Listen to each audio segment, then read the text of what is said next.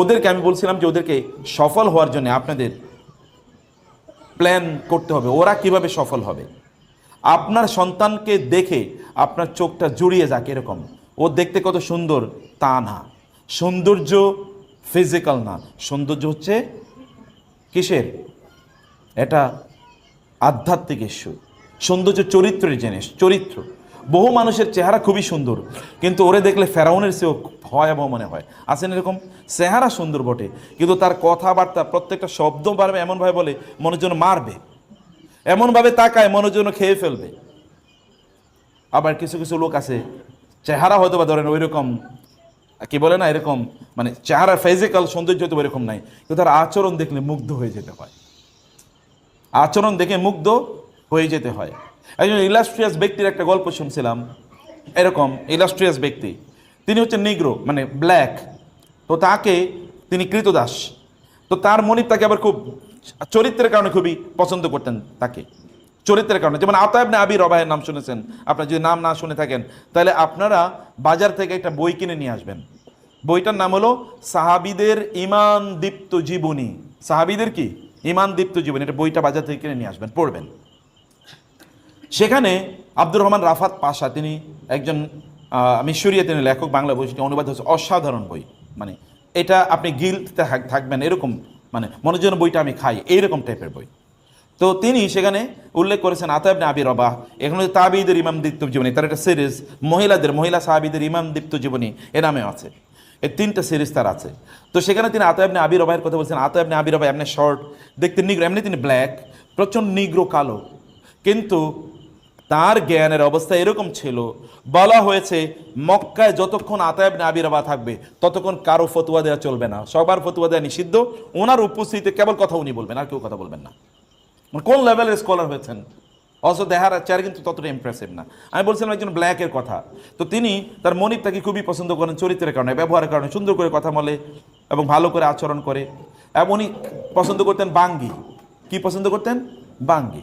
তো মনিব বাজার থেকে, মানে মাস্টার, তার মালিক বাজার থেকে বাঙ্গি কিনে নিয়ে এসে বললেন তুমি খাও। তো বাঙ্গি দিচ্ছিলেন কেটে, মালিক বাঙ্গি কেটে দিচ্ছে, উনি খাচ্ছেন, কৃতদাস খাচ্ছেন খুবই প্রশান্ত বদনে তিনি খাচ্ছেন, কিন্তু মনিবকে একটু অফার করছেন আপনি একটু খান। মনিব চিন্তা করলো ওরে কি ঘটনা, ও তো এরকম না, আমার একটু খাইতে বললো না। সর্বশেষ লাস্ট টুকরাটা তিনি বললেন আচ্ছা ঠিক আছে এই টুকরা আমি খাবো, এটা তুমি খাইও না। বলে আপনি খাবেন? আচ্ছা ঠিক আছে খা। উনি মুখে দিয়ে থুথু করে ফেলে দিলেন, এত তিতা, এটা এত তিতা। তো বললো কি, বলে এত তিতা, এটা কি এই অংশটাই তিতা নাকি এরকমই তিতা ছিল? বলে পুরোটাই তো এরকম তিতাই তো। তো তুমি যে খেলে তোমার চেহারাতে কোনো বিকৃতি দেখলাম না, দেখলাম তুমি এত প্রশান্তভাবে খাচ্ছ। তিনি বলেন আমি তো বাঙ্গি খাচ্ছিলাম না, আমি আপনার ভালোবাসা খাচ্ছিলাম, আপনি বাজার থেকে কিনে নিয়ে এসছেন, আমি কিভাবে বলি যে জিনিসটা তিতা? আচরণ চরিত্র কেমন। এখন আপনারা বোনেরা আমার রান্না করেছেন, কত কষ্ট করে পুড়ে পুড়ে রান্না করেছেন, এরপরে স্বামী এসে বলবে কি রান্না করছো, খাইলাম না, এগুলো লবণ হয় নাই। অত স্বামী বলতে পারতো এত মজা হয়েছে, যদি আরেকটু লবণ হইতো তাহলে মনে হইতো জান্নাত থেকে খাবারটা আসছে মাত্র। আপনাকে ইউ কুড হ্যাভ ক্রিয়েটেড লাভ, কিন্তু কি হলো ডিজাস্টার, উনি যে এত কষ্ট করে রান্না করলেন এইটাও গেল, এরপরে রিলেশনটাও কি ধ্বংস হয়ে গেল। You could develop your relation, অথবা you should have develop your relation. আপনাকে রিলেশনটা ডেভেলপ করা লাগে, ভালো করে ডেভেলপ করতে হয়। এই ব্যাপারে এখানে আপনাকে ডায়নামিক হওয়া লাগে। বাচ্চাদের সাথেও এরকম ডায়নামিক হন। ভাইয়েরা, সন্তানদেরকে সফল বানান। সফলতা দুনিয়ার মানদণ্ডে মনে করবেন না। চেহারায় জিমে পাঠাচ্ছেন, বডি বিল্ডার হচ্ছে, এই বডি বিল্ডার দিয়ে করবে কি? কয়েকদিন পরে বিয়ে শাদী করালে বউয়ের সাথে মারামারি করবে, এতটুকু বডি বিল্ডিংয়ে কাজে লাগবে। শয়তানের সাথে কিন্তু মারামারি করতে পারবে না, শয়তানের সাথে মারামারি করতে পারবে না, কারণ ও ফজর নামাজ পড়তে পারবে না, শয়তানের ঘুম পাড়িয়ে রাখবে। সারা রাত সিনেমা দেখেছে, এরপরে ফজর নামাজ পড়তে পারে নাই, জোহরের নামাজ পড়তে পারে নাই, আসরের নামাজ পড়তে পারে নাই, মাঠ থেকে খেলে এসছে ভয়াবহভাবে, কি ভালো করে এসছে, সে সব জায়গায় খুব ভালো। তো সব যে বলেছে যে মেয়ের কাছে, মেয়ে বিয়ের জন্য এসছে, যে আমার কোন এক জায়গায় পাত্রী দেখার জন্য গেছে, তো ছেলের বিবরণ কি, ছেলে এই এই এই এই এই এই এই এরকম এরকম আছে। সব কিছু ভালো, করে কি শুধু একটু মদ খায়, আর কিচ্ছু কোনো ইয়া নেই, সমস্যা নেই। সব ভালো, কি করে একটু শুধু মদ খায়, তাহলে ভালো কি? তাহলে ভালো কি? তা আপনার বডি বিল্ডার বানাইছেন আপনি, ম্যাথ অলিম্পিয়াডে সে সারা পৃথিবীর, বাংলাদেশে সে চ্যাম্পিয়ন হয়েছে, সায়েন্স অলিম্পিয়াডে অনেক ভালো, কিন্তু আল্লাহর ইবাদতের ক্ষেত্রে জিরো। মানে ওইখানে শয়তানের প্যারালালি আছে, শয়তান যে অবস্থানে আছে ও সেই অবস্থানে আছে। তাহলে কোন সফলতা? এই সফলতা কি ধুয়ে খাবে পরবর্তীতে? এটা কিয়ামতের দিনের পরে দেখবেন যে সত্যিকারের সফলতা কি। সেদিন যখন আল্লাহ জিজ্ঞেস করবে তুমি তোমার সন্তানকে কি করেছিলে বলো, তোমার সন্তানের প্রতি কি দায়িত্ব পালন করেছিলে, সেদিন বলবেন যে আমি রান্না করেছিলাম, ওকে সকালবেলা ভোরে স্কুলে নিয়ে যেতাম, আবার নিয়ে যেতাম, কোচিংয়ের টিচার আসতো, আবার প্রাইভেট টিচার আসতো, তার এই পরীক্ষা সেগুলো ওইখানে নিয়ে গেছে, ওইগুলো সব বলবেন। দেখেন তখন পার পাওয়া যায় কিনা। কাফা বিনাফসিকা লিয়াউমা আলাইকা হাসিবা, নিজের বিচারটা নিজে আজকে করেন যে আমি যা করছি এটা কি ঠিক করছি কিনা। শুধু অর্থনৈতিক, বোনেরা কেবলমাত্র কান্নার চোখে আমি আমার মা বাবাকে কত কষ্ট দেখেছি, আমার সন্তানরা যেন এই কষ্ট না করে। ইমোশনাল কোন কষ্ট? খাবারের কষ্ট, খাবারের কষ্ট ওই কষ্ট বলে। এই যে আমার এখানে সোনালী মায়েদের গল্প, এটা আপনাদের জন্য বইটি নিয়ে এসে, বইটি আপনি নিয়ে যাবেন, 2টা বই আছে এখানে। সোনালী যুগের মায়েরা, ওই যে আমি যেই সকল নবী রাসূলদের অথবা যেই মায়েদের গল্প আপনাদেরকে বলেছি, এই গল্পগুলো এখানে আছে। গল্প এগুলো অথেন্টিক গল্প, বানোয়াট কোনো গল্প না। কিন্তু এখানে যে কথাটি আমি সেই জায়গায় যে বিষয়টা আমি বলছিলাম, যেমন আপনারা জানেন জুবাইর ইবনে আওয়াম রাদিয়াল্লাহু তাআলা রাসূল সাল্লাল্লাহু আলাইহি ওয়াসাল্লামের আপন ফুফাতো ভাই। রাসূল সাল্লাল্লাহু ফুফুর নাম হলো সফিয়া বিনতে আব্দুল মুত্তালিব। সফিয়ার ছেলে ছিল জুবাইর রাদিয়াল্লাহু তাআলা আনহু। জুবাইর কিন্তু সাধারণ কোনো যোদ্ধা না, পৃথিবীর শ্রেষ্ঠতম যোদ্ধার মধ্যে একজন।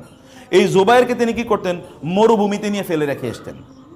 উত্তপ্ত মরুভূমি, এখন যে কি কয়েকদিন আগে রোদ গিয়েছিল, রোদটা কেমন গেছে একটু দেখেন। উত্তপ্ত মরুভূমিতে রেখে আসতো।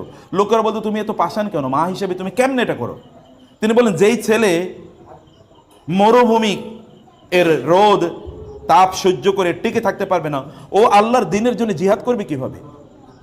তাহলে ওই ছেলে দিয়ে আমি করবো কি? আমি কি ওকে শুধু খাওয়াবো, ওকে শুধু লালন পালন করবো? এর নাদুস নুদুস একটা চেহারা হবে, শরীর হবে, ওইখানে আপনার কি বলে একটু জ্বর হইলে তারপরে আর ঘুম থেকে উঠতে পারে না, এর মধ্যে বডি বিল্ডার বানিয়েছি, কোনো কিছু নাই, শরীরে কোনো স্ট্রেংথ স্ট্যামিনা নাই, তো ও যুদ্ধ করবে কিভাবে? এবং সত্যিকার অর্থে তিনি কত বড় বীর যুদ্ধ হয়েছেন জানেন? কত বড় বীর যুদ্ধ! রাসূল সাল্লাল্লাহু আলাইহি ওয়াসাল্লাম বলেছেন প্রত্যেক নবীর জন্য হাওয়ারি থাকতো, আর আমার জন্য হাওয়ারি হলো কে? জুবাইর ইবনুল আওয়াম। মানে প্রত্যেকের পার্সোনাল সেক্রেটারি, যিনি তাকে রক্ষা করবেন, একেবারে তার সাথে বডির সাথে লেগে থাকতেন সিকিউরিটি গার্ড হিসেবে, আমার হাওয়ারি হলো এই যে জুবাইর। কেমন যোগ্য করে আল্লাহ রাসূল, মানে আল্লাহ রাসূলের জন্য তিনি তাকে তৈরি করেছেন, বা মা কিভাবে তাকে তৈরি করলেন। আপনি কেবল খাওয়ানোকে সফলতা মনে করবেন না, আপনার বাপ দাদারা কষ্ট করেছে, আপনার নিজেরা কষ্ট করেছেন, দেখছেন ছেলেরা যেন কষ্ট না করে। আমি ভালো স্কুলে পড়তে পারি নাই, ওরে ভালো স্কুলে পড়াবো, ভালো ইউনিভার্সিটিতে পড়াবো। তো ভালো ইউনিভার্সিটি যত ভালো জায়গায় পড়ালেন তত জাহান্নামের কাছাকাছি গেল। ভালো মানে কি? ভালো মানে হচ্ছে তাকে জান্নাতের পথে নিয়ে গেলেন কিনা। ওর রিজিকের দায়িত্ব আল্লাহ তাআলার, কিন্তু ওকে জান্নাতে নেয়ার দায়িত্ব আপনার। আপনাকে সে পথ দেখাতে হবে। এই পথগুলো আপনারা তৈরি করবেন, সযত্নে তৈরি করবেন। কথাগুলো শুধু শুনেই যাবেন এরকম না, মনে করবেন যে ওনাদের কাজই হচ্ছে শুনিয়ে দেওয়া। আপনার না শুনলেও পৃথিবীতে শোনার মতো বহুত লোক আছে। আপনার জান্নাতে যদি না যান তাহলে এটা আপনাদের দায়িত্ব। আমাদের দায়িত্ব, মাদানী সাহেবের দায়িত্ব অথবা রাকিবের দায়িত্ব, আমাদের দায়িত্ব শুধু কথা বলে যাওয়া। আপনি মনোযোগ দিয়ে শুনলেন কি শুনলেন না, এটা আপনার ইস্যু। কোন একদিন তখন বলবেন ইয়া হাসরাতান, ইয়া ওয়াইলানা, ইয়া ওয়াইলাতা। সেদিন আপনি হয়তো বলবেন যে হায় লাম আত্তাখিজ ফুলানান খালিলা, অমকের যদি বান্ধবী না বানাইতাম, অমকের যদি বন্ধু না বানাইতাম। ইয়া লাইতানি ইত্তাখাযতু মা'আর রাসূলি সাবিলা, হায় নবী রাসূলের কথা যদি শুনতাম, তাদের কথা অনুযায়ী যদি চলতাম। সেদিন বলে তো কোনো লাভ নাই, সেদিন আফসোস করে কোনো লাভ হবে না। আফসোস যা করে এখানে করে যান। সেদিন চোখের পানি ফেলতে হবে, সেদিন চোখের পানি পেলে কোনো লাভ হবে না। আজকে চোখের পানি ফেলতে হবে এবং বাচ্চাদেরকে সত্যিকারে ওদেরকে সফল বানান। সত্যিকার সফলতা ভালো মানুষ হওয়া, সত্যিকার সফলতা জ্ঞান অর্জন তারা করবেই। জ্ঞান অর্জন বড় কোনো শিক্ষা প্রতিষ্ঠানে করলেই হয় না। আমরা গ্রামে পড়েছি, এখানে যে শেখদেরকে জিজ্ঞেস করলে দেখবেন অধিকাংশ গ্রামে পড়ছে। যেই শিক্ষা প্রতিষ্ঠানে পড়ছি ওটার নাম হয়তো বা 10,000-এর মধ্যেও নাই। জ্ঞান বিতরণ, জ্ঞান দেয়া এটা আল্লাহর কাজ। আপনি রিজিক দেয় এটা আল্লাহ সুবহানাহু ওয়া তাআলার কাজ। আপনার এখন সম্পদ অনেক, আপনার বাপ দাদাদের সম্পদ গিয়ে দেখেন কতটুকু ছিল। এখন তো গ্রাম অঞ্চলে গেলে অট্টালিকা ভর্তি, এর আগে তো গ্রাম অঞ্চলে টিনের ঘরও পাওয়া যেত না। অতএব সম্পদ তো মানুষের বাড়ছে, সম্পদ বাড়বেই, সম্পদের জিম্মাদারি আল্লাহ তাআলার। কিন্তু ওকে ভালো মানুষ বানানোর জিম্মাদারি আপনার, এটা আপনাকে করতে হবে। এটা মনোযোগ দিয়ে করবেন, প্রত্যেকটা সেকেন্ড ম্যাটার করে। ভয়াবহ যুগ আছে এখন, ভয়াবহ যুগ মানে যুগকে গালি দিচ্ছে না, ভয়াবহ পরিস্থিতি বিরাজ করছে চারিদিকে। কয়েকদিন পরে যদি আপনার মেয়ে এসে বলে, মা আমি তো মনে মনে ছেলে হয়ে গেছি, কিচ্ছু বলার নাই, কিছু বলতেও পারবেন না। অথবা ছেলে এসে যদি বলে, মা আমি তো মনে মনে মেয়ে হয়ে গেছি, কিছু বলতে পারবেন না, বলার অধিকারই থাকবে না, সুযোগই থাকবে না। আপনি বলবেন কোথায়? ওই বাসা থেকে বের হয়ে যাবে। আপনি বলে কি করবেন? বাসা থেকে বের হয়ে যাবে স্রেফ, তাই না? তো সেই কারণে ওদেরকে ভালো মানুষ বানানোর জন্যে ওদেরকে সম্পদ বানান, ওদেরকে আল্লাহর সাথে পরিচয় করিয়ে দেন। আল্লাহকে যদি ওরা চেনে তাহলে ওরা কোনোদিন আপনাদেরকে ভুলবে না। ওরা যদি আল্লাহকে না চেনে তাহলে ওরা আপনাকে ভুলে যাবে নিশ্চিত, ওরা আপনাকে কষ্ট দেবেই। লিখে নেন, সোনার অক্ষরে এটা বাধাই করে বাসায় রাখবেন। ওরা যদি আল্লাহকে না চেনে ওরা আপনাকে কষ্ট দেবেই দেবে, মাস্ট। এটা বিপরীত কোনো কিছু নাই। যতই উন্নতি হন না কেন, ইউরোপিয়ানরা আপনাদের চেয়ে কম উন্নত না, কিন্তু গিয়ে দেখেন ওদের বাবা মার পরিস্থিতি কি, দিয়ে দেখেন যে বাবা মার খবর নেয় কিনা বাচ্চারা। 15-16 বছরের, আপনি 10 বছর 11 বছরের বাচ্চারা, আমরা এরকম আমাদের স্কুলে এরকম বহু ঘটনা ঘটেছে, ইউরোপ আমেরিকা থেকে চলে এসছে বাচ্চাদেরকে নিয়ে, ওইখানে থাকতো। কেন চলে এসছে? কারণ পাশের বাসার বোন বাচ্চাকে কি করেছিল, একটু শাস্তি দিয়েছিল, মানে ওকে শাসন করেছিল। বাচ্চা 999 ফোন করছে, পুলিশ এসে কি করেছে, মা বাবারে নিয়ে পুলিশে ধরে নিয়ে গেছে, এবং নিয়ে সন্তানদেরকে নিয়ে গেছে আলাদা। সন্তানরা কোথায় আছে জানে না মা বাবা, এবং মা বাবা জানে না সন্তানরা কোথায় আছে, এবং সন্তানরা জানে না, সন্তানরা পুলিশের কাস্টডিতে আলাদা করে থাকছে। এখন মা বাবা কয়েক বছর জেল খাইটা এখন চলে এসছে দেশে, যে কি করবে। এটা ইট হ্যাপেন্স, এটা আপনাদের দেশে শুরু হবে। কারণ এই টাইড, এই জোয়ার সর্বত্র চলছে, শয়তানের জয় জয়কার সর্বত্র।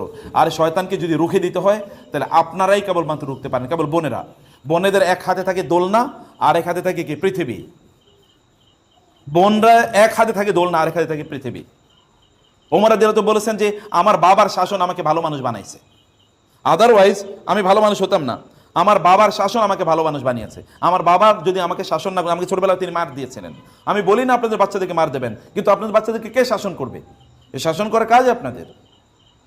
ওরা মনে যা চাইছে তাই তাদেরকে কিনে দেবেন, এটা মনে করবেন যে আপনি ভালো কিছু করছেন। ওদেরকে যা চায় তা মাঝে মাঝে কিনে দেবেন না, যেন ওরা বুঝে যাই চায় তাই পাওয়া যায় না, এটা যেন তারা বুঝে না, যাই চায় তা পাওয়া যায় না। ব্রেক কষতে হয় মাঝে মাঝে জীবনের, এগুলো দিতে হয় মাঝে মাঝে। হাঁটে নিয়ে আসবেন মাঝে মাঝে স্কুলে, হাঁটো, দেখো, মাঝে মাঝে বস্তিতে নিয়ে যান যেখানে মানুষ কষ্টে আছে, এগুলো মাঝে মাঝে সেগুলো দেখান। বিভিন্ন জায়গায় ওদেরকে পরিস্থিতিটা দেখান, তাহলে ওদের মধ্যে রিয়েল ফিলিং তৈরি হবে। ওদের মাধ্যমে ভালো কাজ করান। আপনার রান্না, আপনি ওরা খাওয়া দাওয়া করছে, প্লেটটা আপনি কেন ধুইবেন? ওকে প্লেটটা ধুয়ে রাখতে পারে না? ওকে শেখাতে হবে না আপনার?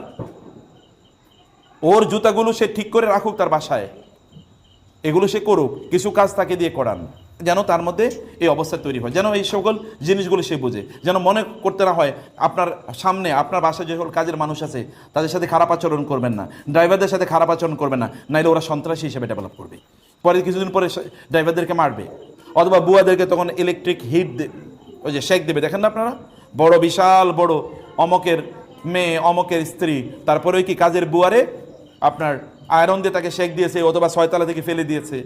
এই মূল্যবোধ তৈরি হয় না। মূল্যবোধ তৈরি হোক ছোটবেলা, মানুষকে সম্মান করতে হবে, শেখাতে হবে। তো থ্যাংক ইউ ভেরি মাচ, জাযাকুমুল্লাহ খায়ের। আপনাদেরকে অনেক অনেক ধন্যবাদ, কৃতজ্ঞতা। আপনারা কষ্ট করে সময় দিয়েছেন। বইগুলো নিয়ে যাবেন আপনারা ইনশাআল্লাহ। দুটো বই এখানে, দুটোই খুবই গুরুত্বপূর্ণ বই। আপনারা নিয়ে যাবেন, এগুলো আপনাদের বাসায় থাকবে, আবার আপনারা পড়বেন, এটাকে একাডেমিক বাচ্চাদেরকে নিয়েও পড়বেন, নিজেরা পড়বেন, এখান থেকে শিক্ষা নেবেন। যখন স্কুলে আসবেন হাতায় বই করে নিয়ে বই নিয়ে আসবেন।